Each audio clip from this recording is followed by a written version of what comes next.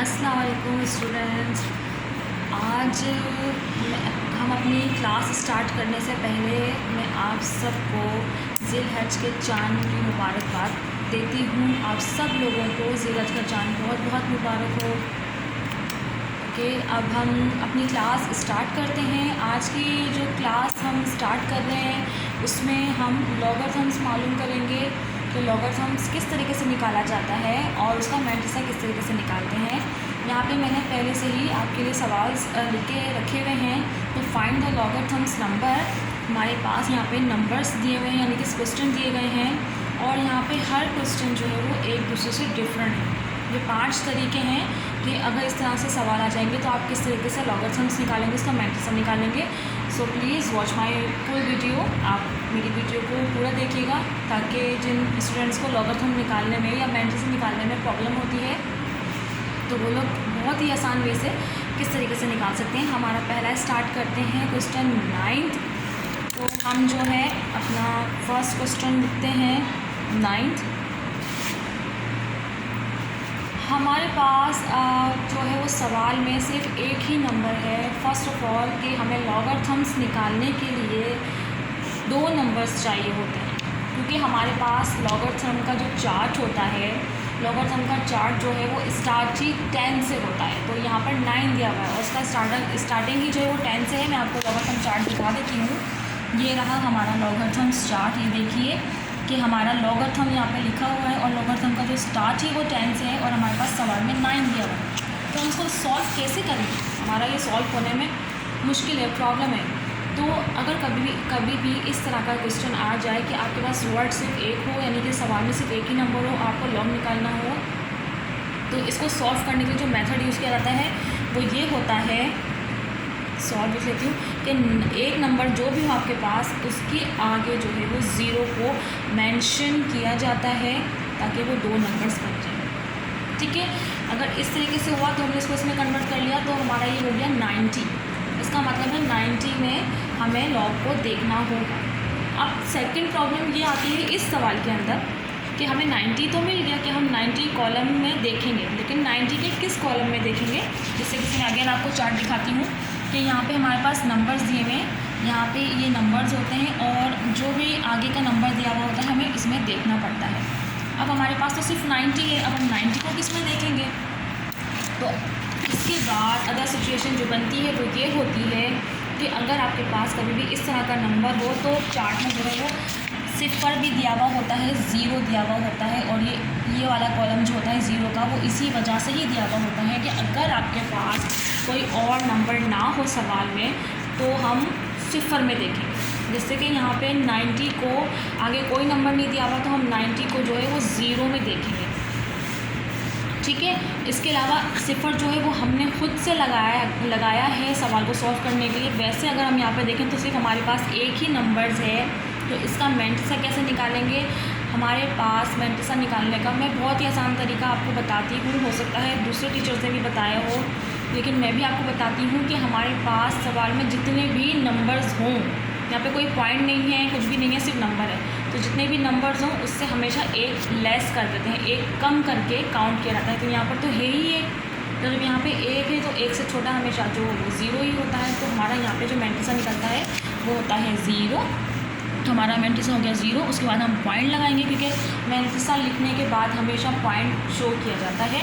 उसके बाद हम 90s को देखेंगे, 90s को देखेंगे 0 में। हमारा जो है वो चार्ट ये रहा,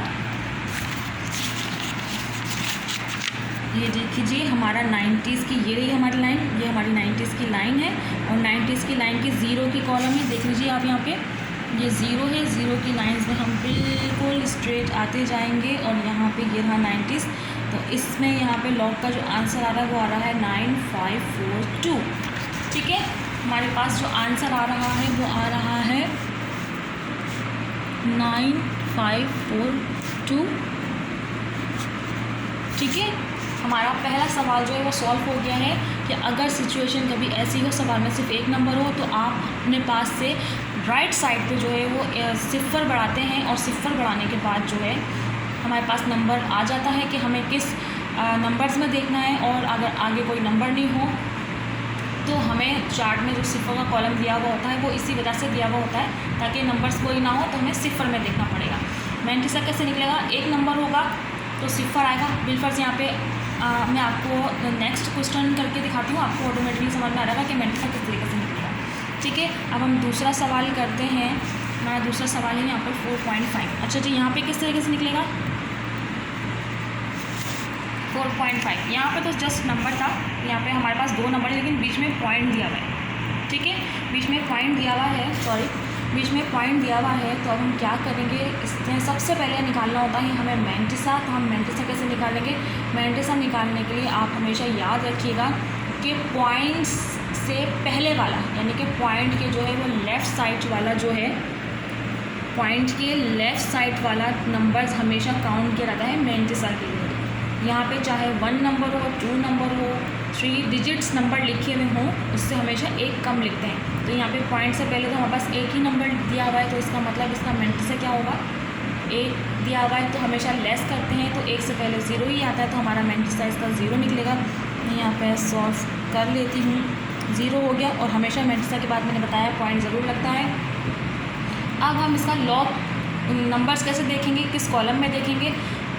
यहाँ पर जब हम लॉग देखेंगे तो यहाँ पर लॉग देखते वक्त इन दोनों को आपस में देखेंगे, यानी कि यहाँ पे मैंने आपको पहले ही बताया था कि यहाँ पे स्टार्टिंग ही हमारा 10 से होता है, तो जाहिर सी बात है ना 4 है ना 5 है यहाँ पे देखने के लिए। तो इन दोनों को ज्वाइन कर देंगे, ये बन जाएगा 45। ठीक है, यानी कि हम 45 की नंबर्स में देखेंगे और इसके बाद कोई नंबर्स नहीं दिया हुआ, कोई कॉलम नंबर नहीं दिया हुआ। तो फिर मैंने क्या कहा था आपको, मैंने आपको कहा था कि 0 जो है चार्ट में दिया ही इसलिए जाता है कि आगे कोई नंबर्स नहीं हो, तो आप 45 को 0 में देखोगे। तो चले हम 45 को 0 में देखते हैं। मेरे पास ये रहा चार्ट और ये रहा हमारे पास 45। देखिए मैंने यहाँ पे पहले से ही पहले अपने स्टूडेंट्स को जो है वो करवाए हुए हैं, तो यहाँ पे सर्कल्स बने हुए हैं। तो 45 का 0 जो है वो है 6532। ठीक है, 6532। तो हमारा यहाँ पे जो निकला है वो है 6532। ये हमारा सेकंड क्वेश्चन था। हमारा थर्ड क्वेश्चन जो है वो भी सॉल्व कर लेते हैं। हमारा थर्ड क्वेश्चन जो है देखिए यहाँ पर 78। अब आपको ये भी समझ में आ जाएगा कि ऐसा क्यों है। सॉरी मेरा कैमरा थोड़ा वैसा हो रहा है। 78, तो हम यहाँ पर जो है वो 78 लिख लेते हैं और सॉल्व कर लेते हैं हमारा सवाल। सॉल्व कर लेते हैं हमारा सवाल। देखिए हमारा पहले सवाल में जस्ट 9 था, दूसरे सवाल में 4.5 था, यानी कि पॉइंट दिया हुआ था। थर्ड क्वेश्चन जो है हमारा यहाँ पे 2 नंबर से दिए हुए हैं लेकिन बीच में कोई पॉइंट वगैरह कुछ भी नहीं है। तो यहाँ पे मैंटिसा निकालने का जो मेथड है वो अलग होगा। किस तरीके से, कि मैंने आपको बताया था कि जितने भी नंबर्स होते हैं हमारे पास, हम उसमें से एक कम करते हैं, एक कम करके मैंटिसा अपना बनाते हैं। तो यहाँ पे 2 नंबर्स हैं हमारे पास, तो जब 2 नंबर्स हैं तो फिर इसका मैंटिसा क्या निकलेगा, 1। इसका मैंटिसा हमारा निकलेगा 1। और मैंटिसा निकालने के बाद हम हमेशा जो है वो पॉइंट लगाते हैं। अब हम इस नंबर्स को किस में देखेंगे, हमारे पास सिर्फ 2 नंबर हैं, तो हम 78 को, आगे कोई नंबर नहीं दिया हुआ कि किस कॉलम में देखें, तो हम 78 को 0 में देखेंगे। लेट्स सी, हम 78 को 0 में देखते हैं। हमारे पास 78 ये रहा, 78 का 0 8921, सॉरी 8921 गलती से मुझे डॉट लग गया है, तो ये इसका लॉग है और ये इसका आंसर है। ठीक है, अब हमारा जो फोर्थ क्वेश्चन है वो है 0.6892, सॉरी 0.6892। अब इसमें क्या चीज़ है कि अलग इन तीनों सवाल में से कि हमारे पास यहाँ पर सिफर दिया हुआ है। अब मैं आपको एक कुछ जो है इसके बारे में बता देती हूँ कि सिफर अगर आ जाए तो हमारा मैंटिसा किस तरीके से निकलेगा। अगर कभी सवाल में पॉइंट से पहले वाले, मैंने हमेशा कहा है कि पॉइंट के लेफ़्ट साइड वाले से हम मैंटिसा निकालते हैं, तो पॉइंट के लेफ़्ट साइड में नंबर्स वगैरह हों तो हम इस तरीके से निकालते हैं, 1 निकाल लिया या 1 कम है तो 0 निकाल लिया। अगर पॉइंट से पहले वाले में सिफर आ जाए और पॉइंट के बाद वाला नंबर हो, यानी कि सिफर के अलावा कोई भी नंबर हो, तो इसका मैंटिसा जो है वो 1 निकलेगा। यानी कि हमने नंबर्स में ये किया है कि जब नंबर्स होते हैं तो हम एक नंबर लेस करके मैंटिसा निकालते हैं। बिफर्स अगर 5 नंबर है तो हम 4 कर देंगे मैंटिसा, अगर 4 नंबर है तो 3 कर देंगे मैंटिसा, यानी कि 1 कम कर देंगे। लेकिन जब पॉइंट से पहले सिफर आ जाए और हमें मैंटिसा निकालना, तो जितने सिफर्स होते हैं उतना ही मैंटिसा निकलता है। यानी कि अगर 3 सिफर है तो मैं 3 लिखूँगी, अगर 4 सिफर है तो मैं 4 लिखूँगी। यहाँ पे नंबर लेस नहीं करते, जितने ज़ीरो होते हैं उतने ही लिखते हैं। और एक चीज़ और होती है कि अगर सिफर्स को मैंटिसा लिखते हैं हम काउंट करके, तो फिर जितने भी नंबर्स लिखेंगे उसके ऊपर माइनस साइन शो होता है, ये याद रखिएगा आप, ठीक है। और ये वाला है हमारे पास। नेक्स्ट क्वेश्चन दूसरा है, वो उसका मेथड अलग है। तो 0 पॉइंट से पहले 0 हो जहाँ से हम मैंटिसा निकालते हैं, और पॉइंट के बाद वाला नंबर अगर नंबर हो, यानी कि सिफर के अलावा कोई भी नंबर हो, तो ये वाला मेथड लगेगा, ठीक है। मैं आपको बार बता रही हूँ, जब नेक्स्ट क्वेश्चन आपको बताऊँगी तो आपको और अच्छे से समझ में आएगा। अब हम यहाँ पे क्या करेंगे, 2 नंबर्स लेते हैं हम निकालने के लिए, ठीक है। हमेशा 2 ही नंबर्स लेते हैं क्योंकि हमारे चार्ट में स्टार्टिंग ही 10 से होता है, तो हमें 2 नंबर्स लेना पड़ता है। अब देखिए यहाँ पे कोई नंबर्स नहीं था तो हमने 0 में देखा था, ठीक है। लेकिन यहाँ पे देखिए ईजिली हमें नंबर दिया हुआ है, तो हम 68 को जो है वो 9 में देखेंगे। तो चलिए हम 68 को 9 में देखते हैं।